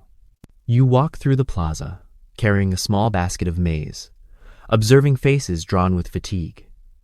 Mothers measure out portions for children, arguing quietly over what can be spared. Traders whisper about failed shipments and dwindling stores. Even the priests seem tense, their chants slightly rushed, their offerings smaller than usual. There is no ceremony that can conjure food from a drying river or revive the soil that groans under overuse. Laborers move slower than usual. Every task, every load, every step requires more effort than the body has to give. Children carry smaller bundles, their small hands trembling under the weight. You see men pause, hands on knees, wiping sweat from faces streaked with mud. Everyone is aware of scarcity, and scarcity breeds tension. It sharpens words, tightens glances, and seeds suspicion. You overhear whispers. The corn won't feed all of us. Some are hoarding. We'll starve if the river dries further. The murmurs are quiet, cautious, but their repetition spreads anxiety like smoke through the streets. Fear of hunger is an equalizer, regardless of social rank. Everyone senses the fragility of their situation. Even the elite, perched atop Monks Mound, are vulnerable to the city's decreasing productivity and strained resources. In the marketplace, arguments flare. A trader accuses another of taking a larger share of beans. Another complains about spoiled fish. Children cling to parents, wide-eyed, absorbing every argument as a lesson. You realize the social fabric is fraying, little by little. Scarcity is not just a matter of food. It is a pressure that tests obedience, compliance, and trust. The priests respond with ritual. Offerings are lifted, chants performed, prayers whispered to appease the gods of fertility and rain.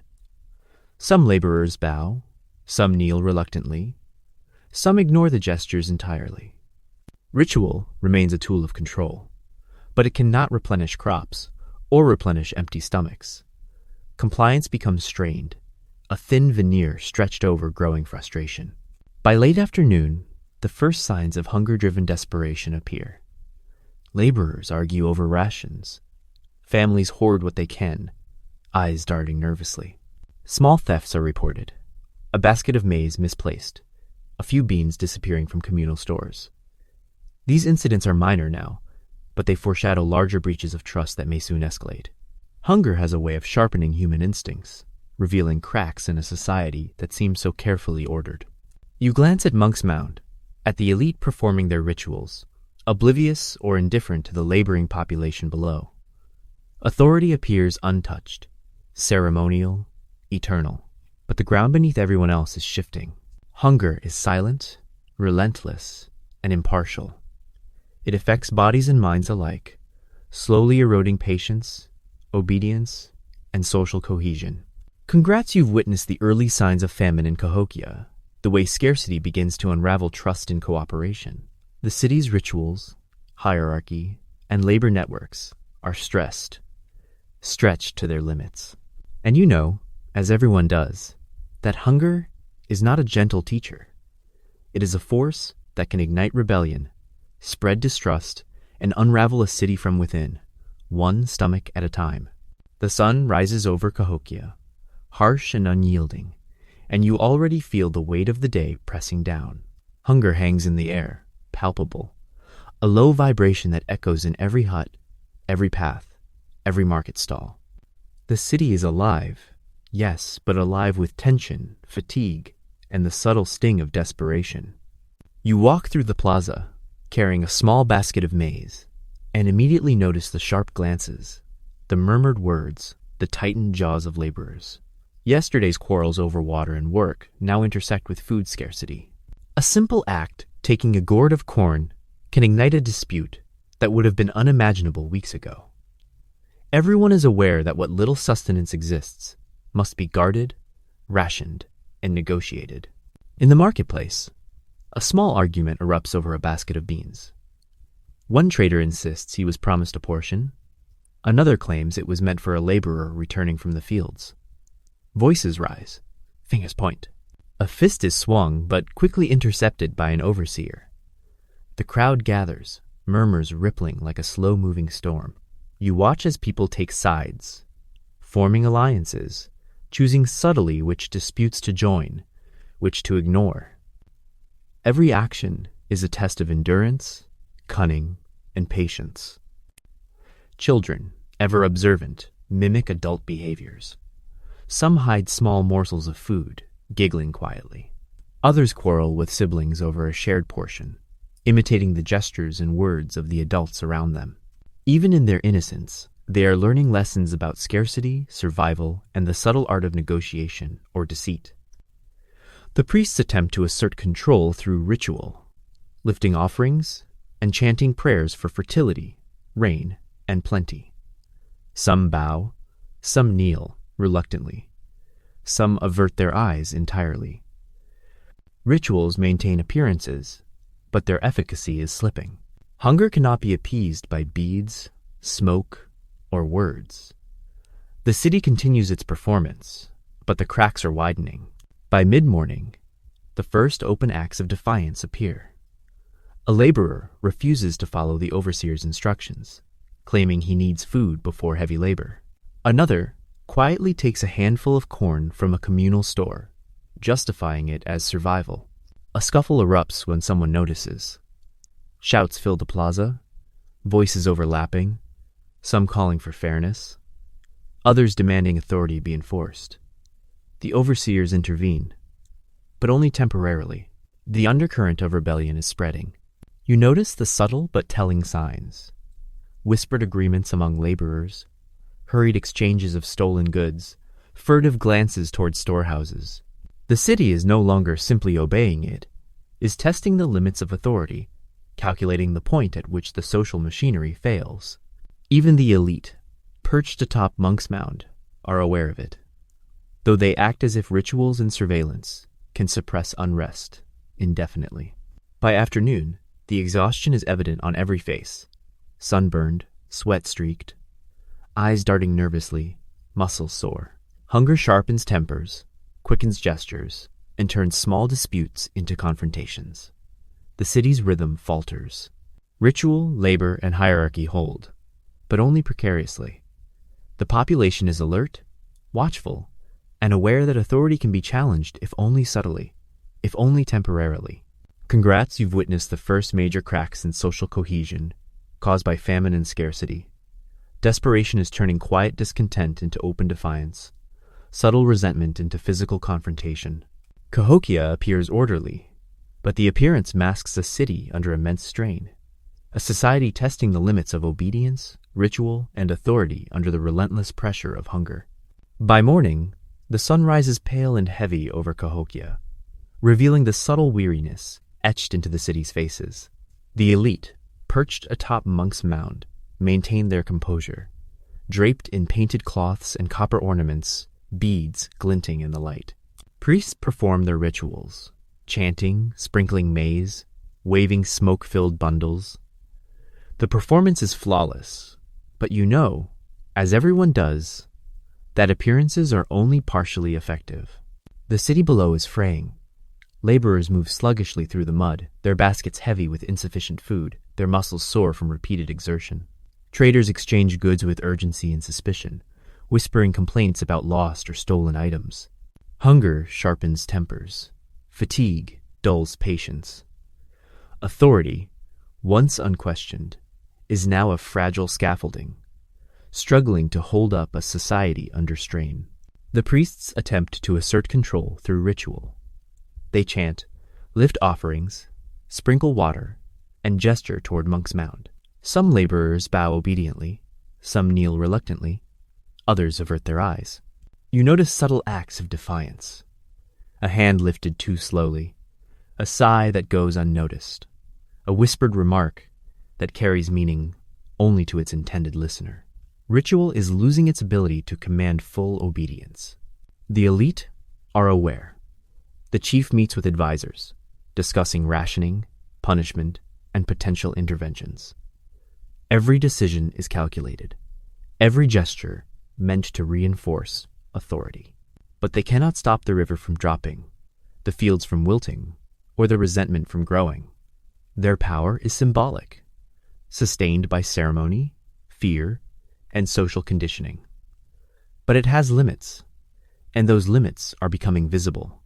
You observe the subtle cracks in hierarchy unfold. Overseers lose patience with laborers who push back. Traders challenge the terms set by elite authorities. Even minor thefts of food are met with conflicting responses, sometimes punished harshly, sometimes overlooked. The inconsistency erodes respect. Obedience becomes tactical rather than genuine. Fear is no longer sufficient to ensure compliance. In the plaza, whispers circulate about hoarded maize, unfair labor expectations, and the inefficacy of rituals. The priests notice these murmurs, but respond with louder chants rather than solutions. Their authority is performative, increasingly disconnected from the physical and psychological realities of the population. You sense the city teetering on a delicate balance, one more misstep away from visible, widespread unrest. Even children sense the instability. They imitate gestures of authority being challenged, practice arguments they overhear, and observe the fissures forming in both ritual and labor. The social order, so meticulously maintained through obedience and fear, is no longer a constant. It is negotiable, conditional, and strained. By late afternoon, the strain on elite and priestly authority becomes clear. The laborers and traders comply, but with reluctance.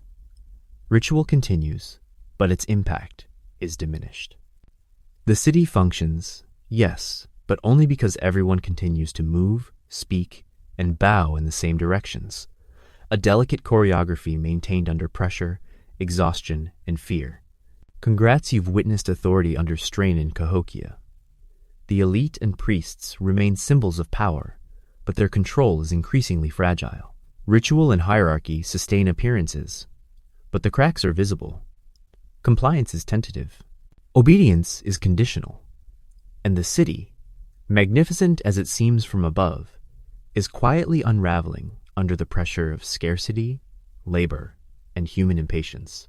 Morning rises gray and heavy over Cahokia.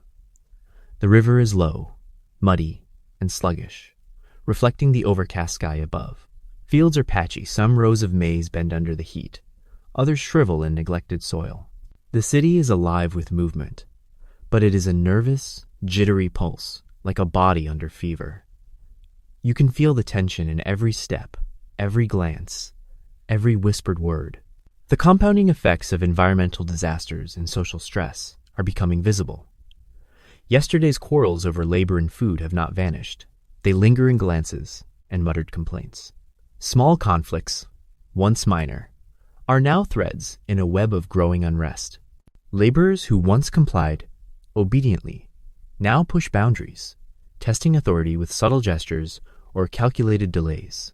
Even minor inefficiencies, like a bent maize stalk or a clogged irrigation ditch, become flashpoints for larger disputes.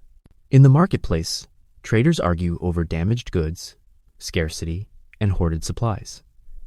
Whispers circulate about unfair distribution and favoritism by the elite. Children, always observant, mimic the disputes of adults, learning early that negotiation, manipulation, and defiance are as much a part of daily life as labor. You notice small alliances, forming, quietly, cautiously friends of one laborer nodding to each other during disputes, traders exchanging subtle signs of agreement or frustration. Social cohesion is thinning, tension threading through relationships like invisible cords under strain.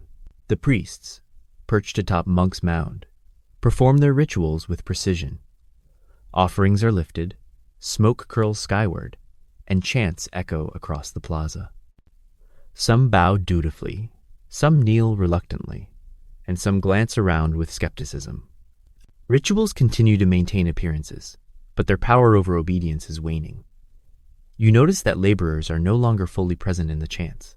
Their minds are focused on food, rest, and survival. Authority is sustained, but tenuously. By afternoon, minor acts of rebellion appear more frequently. A laborer refuses to carry a heavy load, citing exhaustion. A child hides stolen maize. A trader subtly manipulates exchanges to gain more. Overseers intervene, but not every action is caught. Tension rises with each unchecked defiance. The city is a simmering pot, ready to bubble over. Even those who remain compliant feel the strain in their bodies, in their minds, and in the shared anxieties of neighbors. Environmental stress amplifies social tension. The river remains unreliable. Fields struggle to yield enough to feed the population. Rainfalls are erratic, sometimes flooding, sometimes leaving parched earth. The city's infrastructure groans under repeated strain. Levees weakened, ditches clogged, storage pits overused. Every failure feeds anxiety, mistrust, and fatigue. The population adapts, yes, but adaptation comes at a cost: resentment, exhaustion, and quiet defiance. By late afternoon, the cracks in Cahokia's social fabric are more apparent. Laborers whisper about unfair treatment. Traders huddle to exchange grievances. Children observe and imitate. The elite perform rituals and issue decrees, but their control is increasingly symbolic rather than practical. Obedience is conditional, compliance is fragile, and the city's grand appearance masks underlying instability.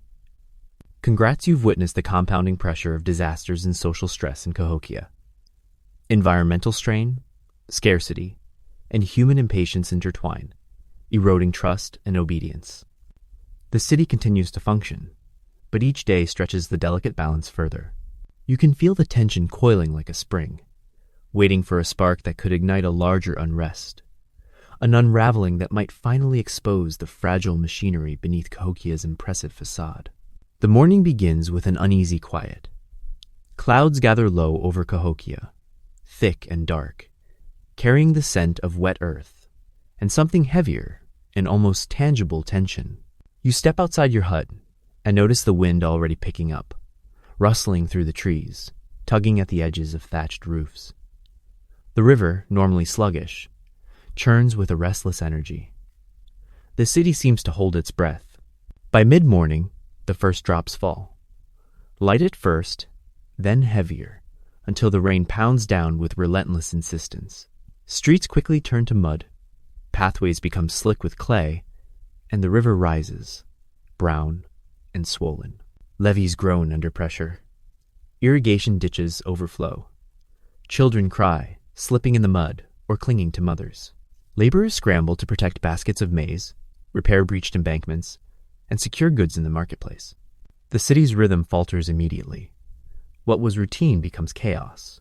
You notice how quickly social tensions react to environmental stress.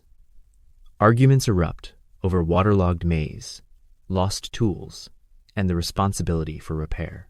One laborer blames another for a collapsed embankment. A trader shouts at a customer over damaged shells. The overseers intervene, waving sticks, shouting orders, but the sheer volume of stress is too great to manage perfectly. Minor disputes flare into shoves, then punches, and sometimes are broken up only by sheer exhaustion. The priests perform rituals with urgent fervor. Smoke curls thicker than usual. Chants are louder, offerings more elaborate. Some laborers bow dutifully, others kneel reluctantly, and some ignore it completely, focused instead on protecting their families and their food. Ritual can soothe fear temporarily, but it cannot control water or repair levees. The elite atop Monks Mound gesture and signal, attempting to maintain order and calm, but their detachment is apparent. Authority is symbolic, increasingly out of touch with the reality below. By afternoon, the storm peaks. Water seeps into homes, mudslides block pathways, and exhausted laborers struggle to carry food and water to those in need. Small acts of defiance, skipping a duty, taking extra rations, arguing over resources grow more frequent. You notice that whispered alliances are forming more openly now. Laborers and traders exchanging quiet agreements to survive together rather than obey blindly. Social cohesion is tested as sharply as the city's infrastructure. Children, frightened and exhausted, cling to parents or huddle in corners, observing the panic around them. You notice them mimicking disputes and watching adults' gestures of defiance and negotiation. Even in their innocence, they learn early that survival sometimes requires bending or breaking rules. By late afternoon, the storm begins to recede, but its effects are stark. Levees are weakened, fields damaged, food stores compromised. Social cracks are widened. Laborers whisper about unfair burdens, traders bicker over lost goods, and children practice small acts of rebellion. The priests and elite maintain appearances, but the population's trust and compliance have been tested as never before. Congrats, you've witnessed a major storm hitting Cahokia, testing both infrastructure and social cohesion simultaneously. The city's strength is evident, but so are its vulnerabilities. Authority struggles to maintain control, laborers and traders navigate survival, and the population's patience is stretched thin. Cahokia functions, yes, but barely, and the storm has left visible cracks that hint at deeper instability yet to come. The storm has passed, but its effects linger, like a shadow over Cahokia. You step outside your hut into the sticky, muddied streets, and the first thing you notice is the smell: damp earth, rotting vegetation, and the faintly acrid scent of smoke from hastily rebuilt fires. The river has receded slightly, but its banks are still swollen and treacherous. The city's pulse feels slower today, burdened by exhaustion, labor, and anxiety. Fields are a patchwork of destruction. Crops are flattened by rain, soil washed away, and seeds lost. Laborers move through the mud, repairing ditches, salvaging what they can, and hauling water to where it is most needed. Sweat mixes with grime, their movements precise yet weary. The city depends on them, and they know it, but compliance is strained. Small murmurs of frustration ripple through the crowds. Complaints about unfair distribution of work, stolen tools, and damaged goods. Tension hangs like a wet blanket. Food scarcity is now sharper than ever. The storm has destroyed part of the maize harvest, and beans and grains are submerged or spoiled. Traders move cautiously through the mud, carefully protecting their limited goods. You overhear whispers. There isn't enough for everyone. They keep the best for themselves. We'll starve if this keeps up.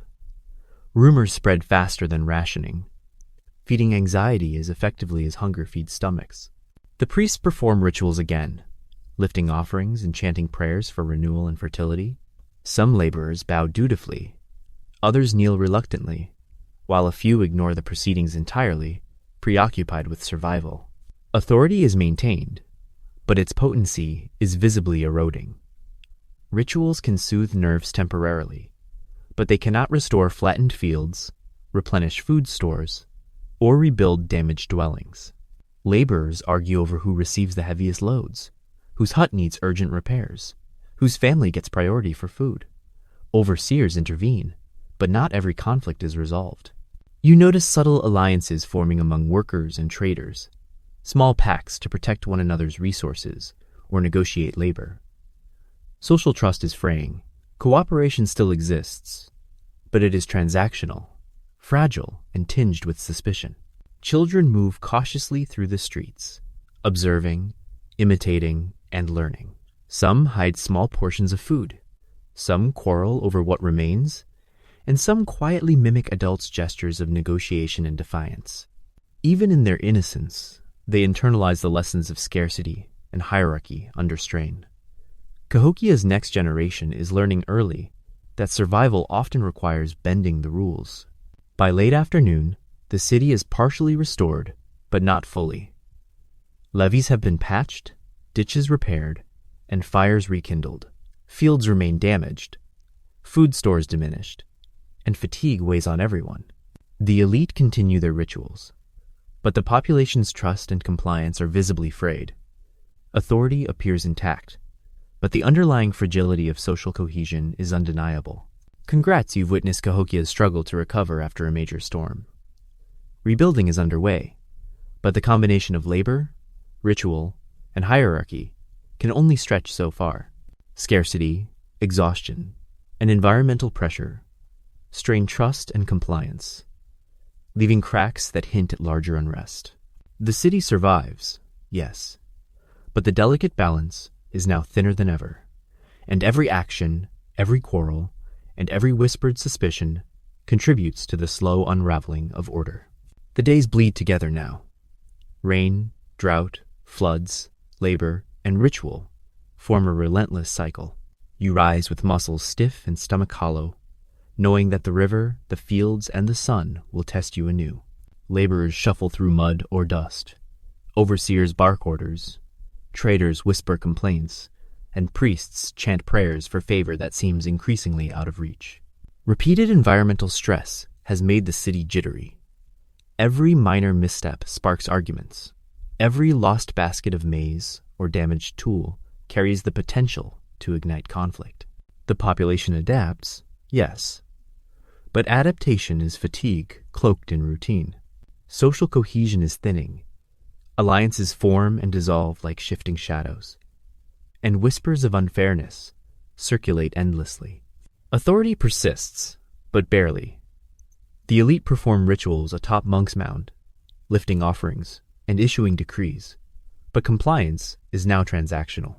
People obey not from respect or fear, but from survival, calculating the cost of rebellion versus endurance. Even children learn the subtleties: when to bow, when to hide, when to argue silently. The river fluctuates unpredictably. Fields are uneven in productivity. Scarcity is now a constant companion, feeding distrust and quiet defiance. Each day leaves the city more fragile, its impressive facades hiding a simmering instability that grows louder with every storm and shortage. One morning, a small quarrel erupts into a larger confrontation. Laborers refuse to follow orders. Traders dispute allocations of food openly, and children mimic these conflicts in the plaza. Overseers intervene. Priests chant. Elite signal from above. But the strain is too pervasive. Social compliance has frayed to the point where enforcement is reactive, not preventative. You notice alliances and subtle rebellion spreading. People whisper strategies, hide small portions of food, and challenge authority in ways that are quiet but meaningful. Cahokia's social machinery is groaning under repeated stress. Hunger, fatigue, and environmental disasters. The city continues, but the facade of order is thinning. Fear and respect no longer fully govern behavior. Human needs, exhaustion, and resentment push the population toward open defiance. By late afternoon, the city's cracks are undeniable. Fields are depleted, resources hoarded, laborers weary, and compliance a fragile performance. The river, the sun, and the soil are indifferent, pressing upon a population stretched to its limits.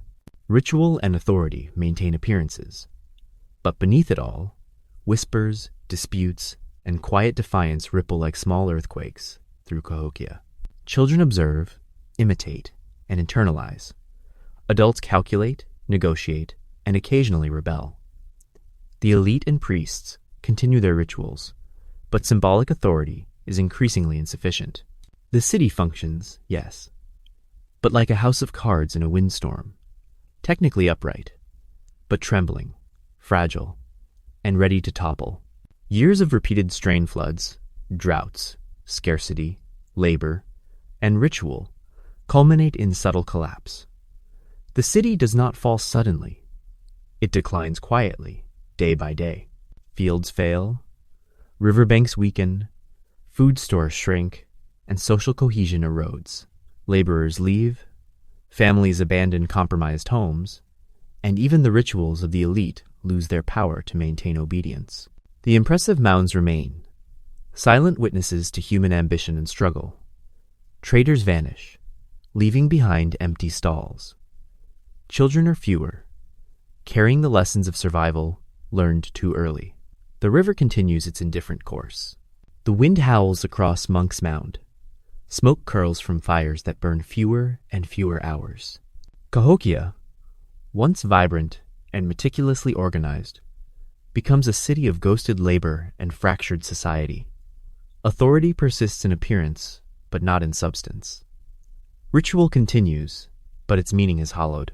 The city survives, barely, a testament to human effort and endurance, but also a reminder of fragility, of limits, of the slow, inexorable effects of environment and strain on civilization. Congrats, you've witnessed the arc of Cahokia, from thriving metropolis to a society under repeated pressure, slowly unraveling under the combined weight of nature, scarcity, and human impatience. The city story is not one of sudden disaster, but of quiet, persistent decline, leaving behind lessons about resilience, fragility, and the delicate balance that sustains any human settlement.